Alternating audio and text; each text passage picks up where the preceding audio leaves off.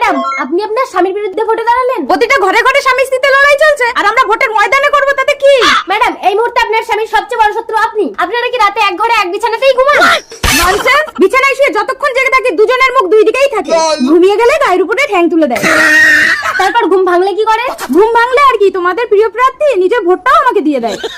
ঠিক আছে, আপনি মিডিয়াকে বলুন আপনি মানুষের জন্য কি করতে চান। আমি মানুষের জন্য নিঃস্বার্থভাবে কাজ করতে চাই, মানুষের প্রয়োজন পূরণ করতে চাই। আপনি কি ভোটে জেতার জন্য মিডিয়ার সামনে মিথ্যে প্রচার করছেন? একদম না, আমি মানুষকে প্রমাণ করে দেবো। দিদি দিদি একটু শুনুন প্লিজ। रुको जरा। দিদি, তাহলে আমার প্রয়োজনটা আপনি পূরণ করুন। মিডিয়ার সামনে কথা দিয়েছি, বলুন আপনার কি চাই। আমার স্বামী চাই। আমাকে কেন ধরছেন? নিজের স্বামীটাকে দান করুন না। ঠিক আছে, চলুন চলুন। আমি এবারের নির্বাচনের প্রার্থী, আমার নিজের স্বামীকে আমি তোমার হাতে তুলে দিলাম। এবার বলো, তুমি আমাকে ভোট দেবে তো? তোমার স্বামী এখন আমার স্বামী, নিজের স্বামীকে ভোট না দিয়ে তোমাকে ভোট দেবো?